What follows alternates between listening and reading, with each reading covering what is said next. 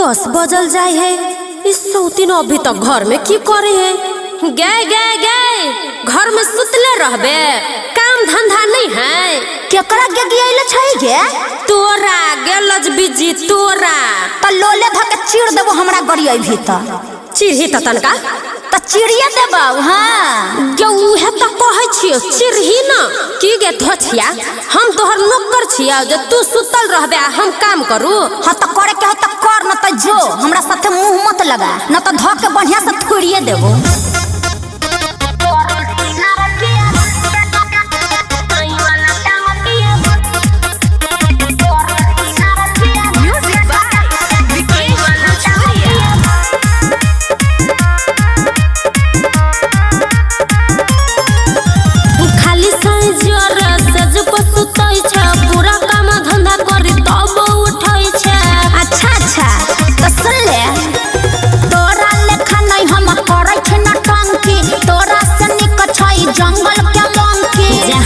बजे दिन लगबै छ क्रीम बना क दियौ खा क ठुसै छ सौतीन भर दिन खाली इहे परै छै। गे सौतीन हम करी सिंगार के जरै छै। गे सौतीन हमर साई वाला टांग के गोरै छ।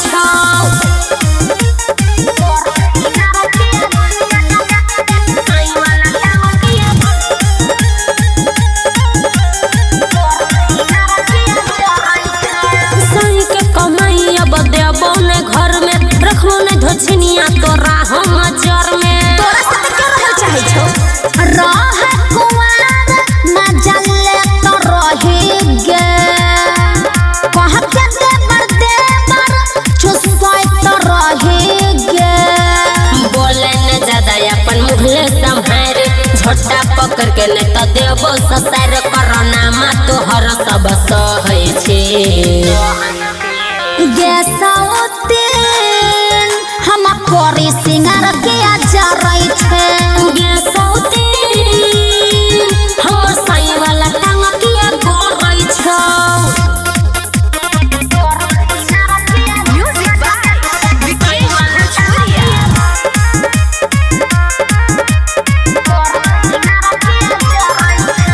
चारा बिताई अंदर धसाई देबोगे, सहबो न तेवर देखाई देबोगे। बारू नजरिया सैया मीठ रहोगे, होइते बियाह तो राती तो भेलौगे। कहो सुमन सोना छातू बेसरमी लागे छोने लाज दूर मर बरनी कहीं न तोरा हम देखै छी। गे सौतीन हम करी सिंगार के जरै छै। गे सौतीन हमर साई वाला टांग के गोरै छ।